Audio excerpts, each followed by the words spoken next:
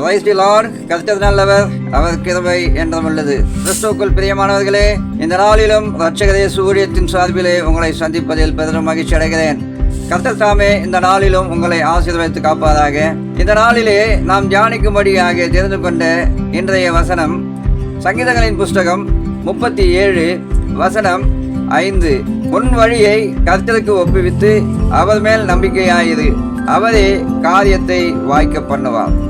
ஆம் பிரியமானவர்களே, உங்களுடைய வழியை நீங்கள் கர்த்தருக்கு ஒப்புவிக்கும் பொழுது, அவர் மேல் நம்பிக்கையாயிருக்கும் பொழுது, அவர் உங்களுடைய எல்லா காரியங்களையும் வாய்க்க பண்ணுவார். பிரியமானவர்களே, உங்களுடைய வழிகள் என்று சொன்னால் உங்களுடைய வாழ்க்கையை.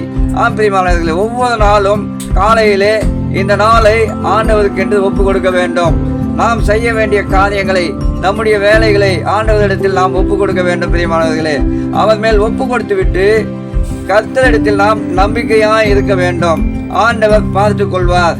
இந்த காரியங்களை இந்த நாளிலே கடன் வாங்காத படிக்கு, இந்த நாளிலே சுகவீனங்கள் பலவீனங்கள் நம்மை அண்டாத படிக்கு, இந்த நாளிலே ஆகாரங்கள் குறைவில்லாத படிக்கு, இந்த நாளிலே பிசாசானவர் நம்மை சோதிக்காத படிக்கு கர்த்தர் நம்மை பார்த்து கொள்வார் என்று சொல்லி நம்பிக்கையாய் இருக்க வேண்டும். நம்பிக்கையாய் இருப்பது மட்டுமல்ல, முதலாவது நாம் நம்முடைய வாழ்வை ஆண்டவருக்கு என்று ஒப்பு கொடுக்க வேண்டும்.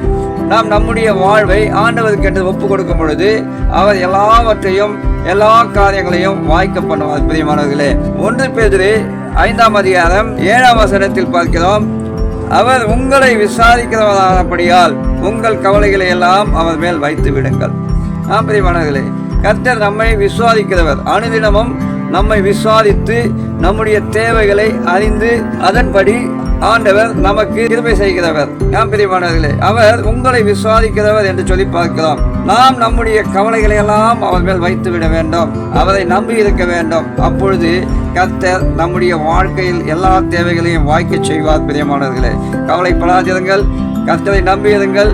அவர் உங்களை விசுவாசிக்கிறவர். அனுதினமும் உங்களை விசாரித்துக் கொண்டிருக்கிறார். அவர் விசுவாசிக்கும் பொழுது உங்கள் தேவைகளை நீங்கள் அவரிடத்தில் சொல்லிவிடுங்கள்.